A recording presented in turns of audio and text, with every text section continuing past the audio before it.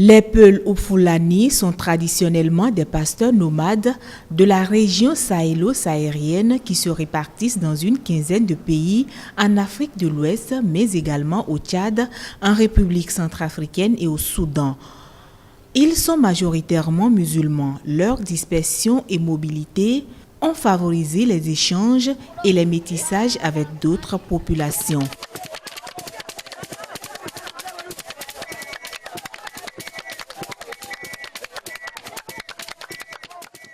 Leurs origines et celles de leur identité sont uniquement liées à la langue Peul, Pula ou Fulfulde, a longtemps fait débat et a même suscité des néologismes.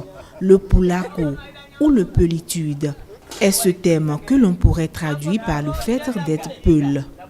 Selon Zenabo Koumassio Diallo, comme pour beaucoup de gardiens de la tradition, voilà les trois piliers du Pulaku, l'islam, la femme et la vache. Mais qu'en reste-t-il? Tout, serait-on tenté de répondre? Du moins, du point de vue culturel, les Peuls restent un peuple atypique jusqu'à ce jour. Leur croyance reste islamique. La femme Peul lutte toujours impuissamment contre l'excision et que dire de leur aspect physique. Les femmes Fulfulbe sont parées de pelles, des coupes de cheveux extraordinaires, un vestimentaire purement Peul et ceci peu importe les lieux où on les retrouve. Contrairement à la fable que les adeptes du cliché ethniciste voudraient immortaliser, ils ne sont pas tous clairs de peau et n'ont pas tous le nez aquilin. Partout ils sont. Ils viendraient de Fouta Djallon en Guinée, la terre de leurs aïeux, comme le Makina au Mali entre Mopti et Tombouctou, le Fouta Toro dans le nord-est du Sénégal et l'Adamawa au nord du Nigeria.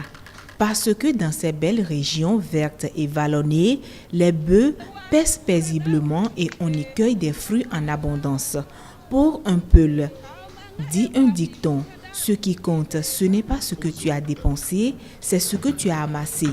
Aujourd'hui, parfaits, bons et fortunés sont les Peuls commerçants. Combien sont-ils au juste? Et où se retrouvent-ils? Aucune donnée fiable n'existe. Juste un contact palpable. Ils sont presque identiques d'un point de vue culturel.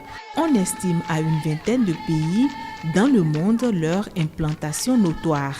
Mais une interrogation éveille curiosité. Comment parviennent-ils à demeurer Peuls? De contrée en contrée, comment arrivent-ils à maintenir leur mode de vie, leur culture inoxydable au fil des années et au gré du vent? Il devient alors fort intéressant en tentant de s'immiscer dans ce royaume sans frontières de Peuls presque identiques. Pour de belles découvertes, le dialecte, la danse, les mets, les outils.